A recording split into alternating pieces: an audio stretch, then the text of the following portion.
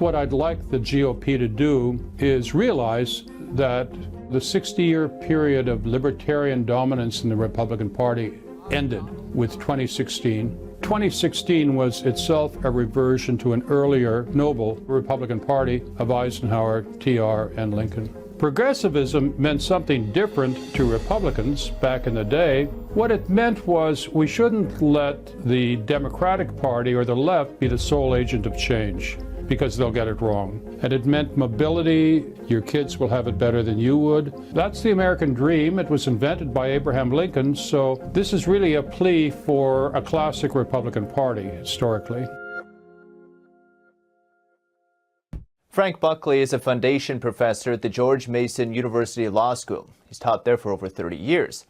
He's also an author. His new book is Progressive Conservatism: How Republicans Will Become America's Natural Governing Party.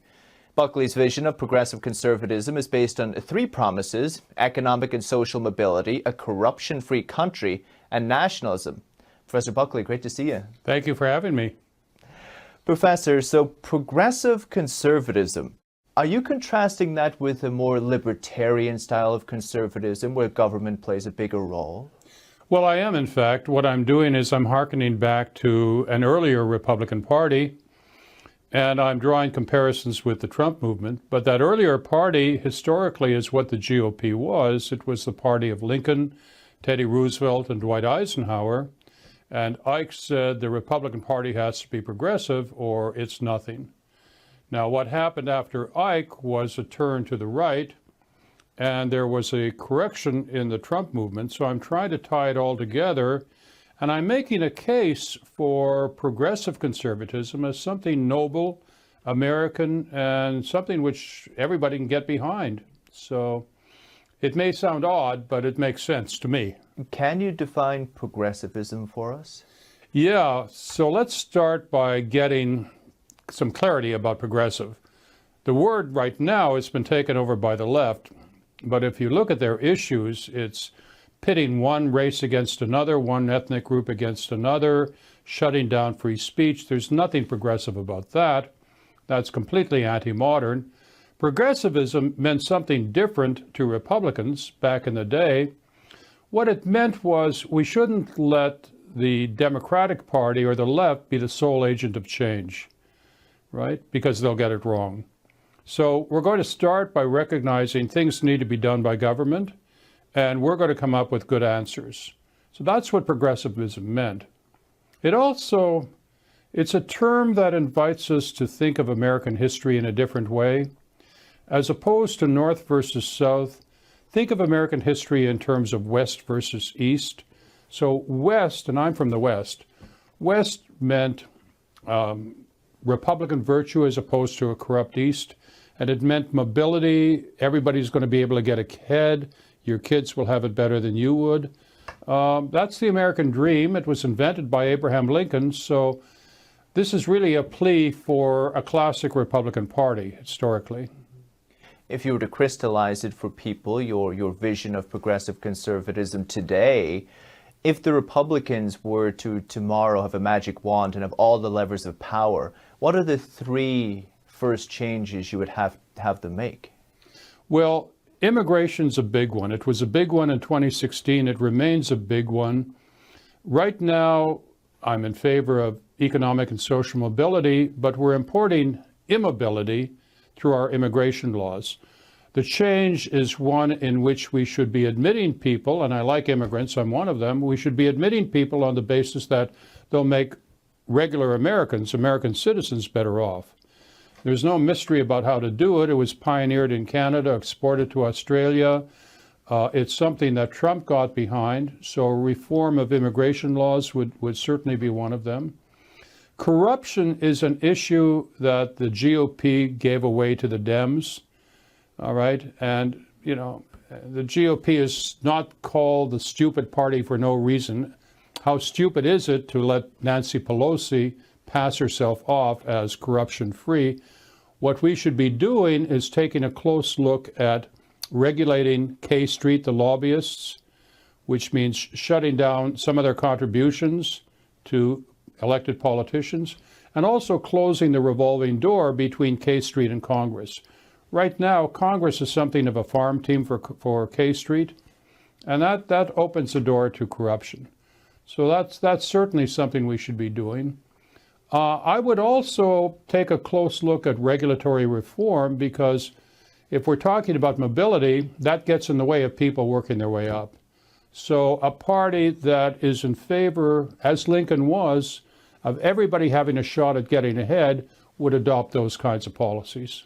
So if Republicans aren't pursuing these types of policies, what are they focused on today? Well, they were focused on pure ideological free market policies. What that meant, for example, was they didn't have a problem so much with open borders, which brought in cheap labor for big business. Well, that's not a good thing for ordinary Americans. It's, by the way, particularly bad for African Americans. So, you know, that was one part of what it was all about. And they had a tin ear, you know, the party did, about corruption. They signed on to, again, a libertarian framework where you don't regulate campaign contributions. And I say, well, in general, that's true, but what about lobbyists? So we can do something about that. So you asked me about some narrow proposals. Well, there are a couple of them. And this is why you call Trump a progressive conservative, because of his changes in immigration, at least. Well, I have to say, I was part of the Trump team. I was a speechwriter. I advised on policy. I think I persuaded the campaign to make mobility a big issue. You know, I persuaded the candidate as well. There was something to be said for some form of national health with respect to catastrophic medical insurance and the like. That most Americans would be behind that. And then I wrote about this afterwards in the Wall Street Journal. I had a map with 4 quadrants. And I said the sweet spot in American politics is conservative on social issues, but middle of the road or liberal on economic issues. That's where most Americans are. That's where the votes are. And before Trump, that message had been rejected by a right-wing Republican Party. So Trump was decidedly left of center, or certainly left of the GOP on those kinds of issues. That made him progressive and conservative as to social issues. So he was a progressive conservative candidate. You feel in a post-Trump world, if we're in one, that the Republican Party should still keep the policies that he was advancing because they're popular with voters. You mentioned just now about left of center on economic issues. Do you feel that if something like inflation keeps up, you may see people go more to the right on economic issues? Well, we're in emergency times right now because of inflation. And what that means is, you know, whatever your party, the one thing you want to do is cut back on government spending. So certainly wasteful government spending, and the Biden administration has been going around tossing, you know, billions here, billions there. That's got to stop fast. So there are no new initiatives to be taken on with respect to welfare policies, but I'm charting a path for the long term here. So immediately, let's get inflation whipped. And that's a matter of cutting back on spending. Mm-hmm. You mentioned about the importance of social mobility in your work, and earlier in the interview as well, the importance of it to the American dream. What role has today's conservatism played in stymieing or restricting that? Well, it hasn't done much one way or the other. It has, you know, it's done things that helped. The tax reform package in 2017 helped spark an economic revival, which ended up redounding to the benefit of the poorer of Americans. So that was wonderful stuff. No, I think what you want to do with respect to mobility is understand that the problem stems from not conservatives, but from the Democrats. So if you wanted a lot of mobility, what are the kinds of things you'd want? Well, you'd want to amend the immigration laws, which have the effect, by the way, of amounting to a massive wealth transfer from poor to rich Americans. You'd want better schools, and the party of better schools is the Republican Party, which promotes free choice.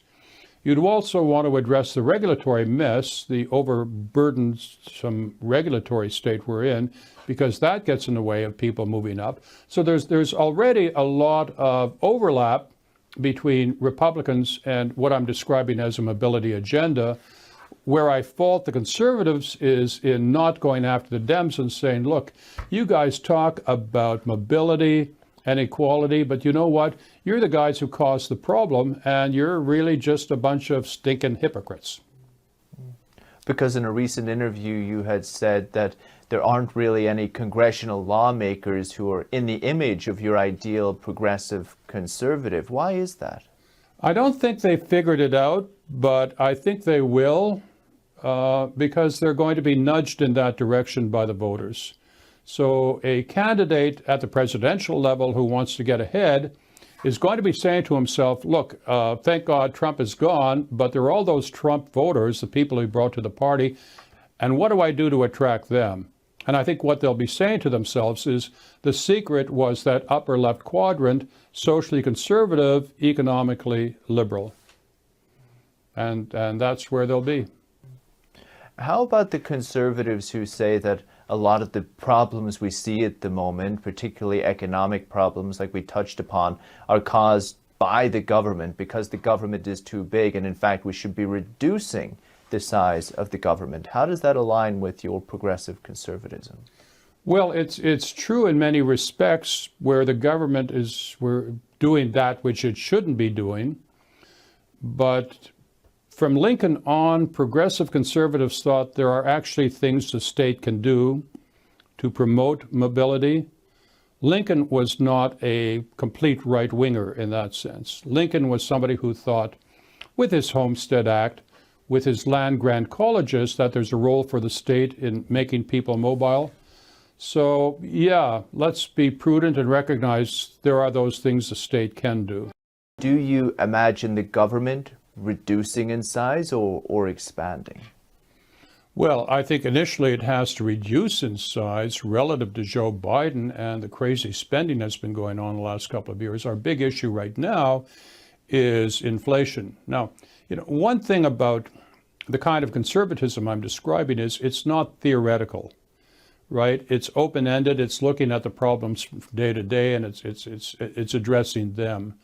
So there's not one single big idea. Rather, we look at what the events are of the day and we try to figure out how to tackle them. So that's the big issue right now. So no, the government's not going to expand at this point. It's going to shrink. But long term, there are things the government can do to promote that kind of mobility. Now, I mentioned one idea, if we can afford it, would be some form of catastrophic health insurance at a national level. And most Americans are behind that, right? So, we don't mind a $25 fee when we go to see the doctor, but what we don't like is the idea that you go into the hospital for something you didn't think was a big deal and you walk out bankrupt. Okay, we don't want that. There are many people voted for Trump and maybe perhaps didn't vote for Trump who are deathly afraid of Marxist influences in America right now. You talked about critical race theory in your book. How do you communicate to these people that this type of change is different? Well, what you have to do is talk about what progressivism means when the word is used by the left. So when used by the left to promote racial divisions or class divisions or threats to free speech, there's nothing progressive about that. When, however, you think that progressivism also refers to people like Eisenhower and Teddy Roosevelt and Lincoln, then you'll see there's another meaning where there is such a thing as real progress and not the false kind of progress promoted by the left.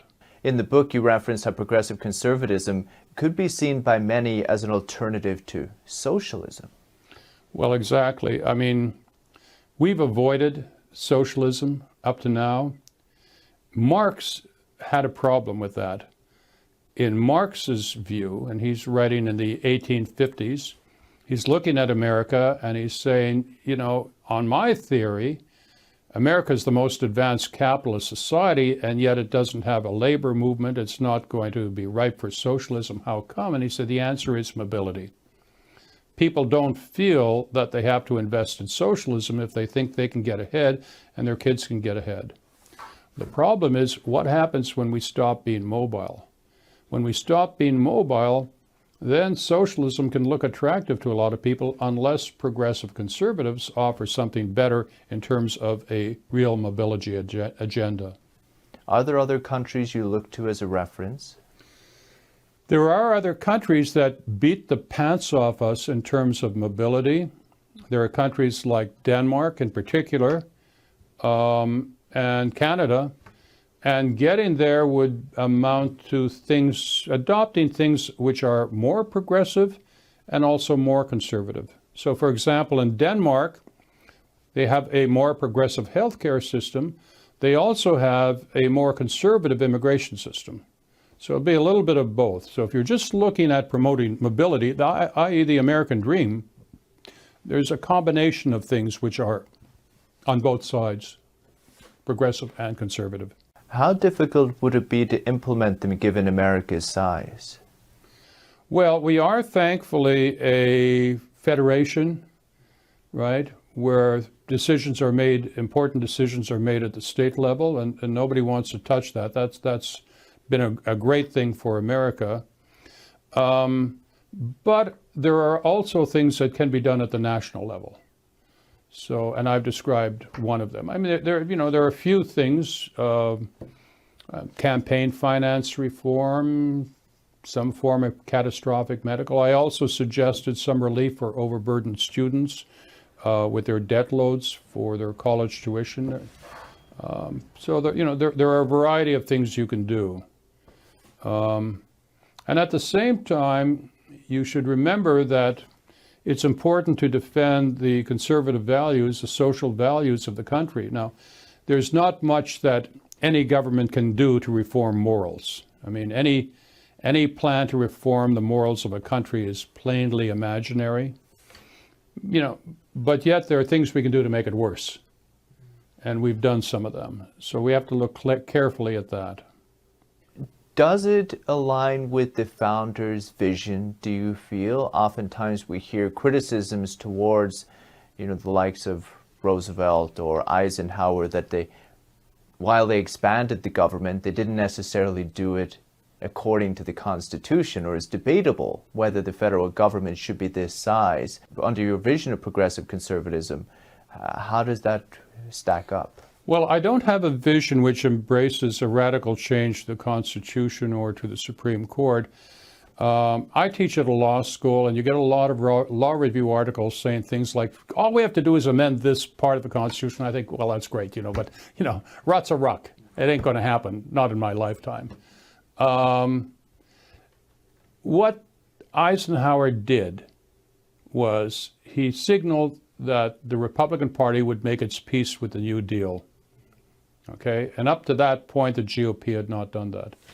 And that made Eisenhower the most popular president in the 20th century, right? So, you're going to respond to what people want, and what people want is a role for the federal government. And we may not like it, but that's just the way it is. Think back to Katrina and New Orleans, and that was a problem really caused by the mayor and the governor, but the guy who took the heat was the president, George W. Bush. That's what Americans want. They want problems solved at the national level. That's just the way we are. You talk about how the U.S. is moving more towards an aristocracy. You outline some interesting reasons in your book. Can you go through this with us? Well, let me give you an anecdote. I moved here 30-odd years ago, and I was immediately struck at what a class society this is. Canada felt much more democratic, much more egalitarian. It didn't matter so much. You didn't have to worry so much about who was in front of you, who was ahead of you, who was behind, that sort of thing. No, there were institutions that reflected the fact that we had become a class society. The idea of prestige universities, for example, as opposed to, old State U. That's profoundly aristocratic. And the way we've structured ourselves as a meritocracy, which is fine, it's produced an elite which has distanced itself from the truck drivers, from ordinary Americans. they don't care so much about it. That's why Trump was such a revelation in 2016 for the truck driver types and also for the elite. I think the elite realized they were threatened as never before. That's a large part of the negative reaction to Trump. Now, I hope Trump disappears. I don't want to see him again. But I think part of the attraction for Trump voters of Trump was he flipped the bird at the elite.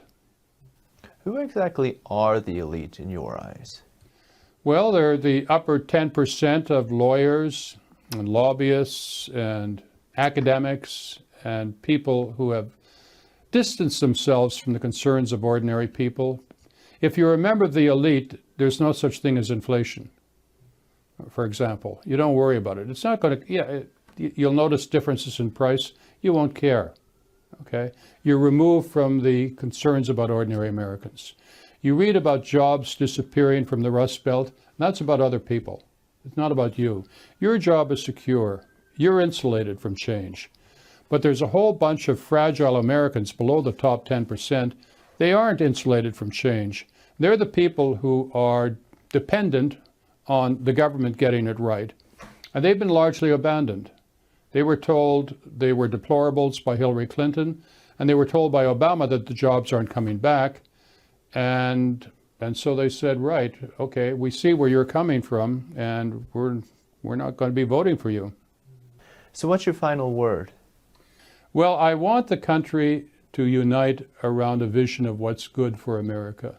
I don't want us to be divided. The Democratic Party is the party that seeks to divide us and really displays a lot of hatred, I think, of ordinary Americans. So that's not going to wash. What's not going to wash either is a Republican Party that thinks it can simply snap back to a pre-Trump libertarian party. I think what I'd like the GOP to do is realize that the last 60 years, or the 60-year period of libertarian dominance in the Republican Party ended with 2016, and that 2016 was itself a reversion to an earlier noble Republican Party of Eisenhower, TR, and Lincoln. Frank Buckley, great to see you. Thanks for coming on. Thank you for having me.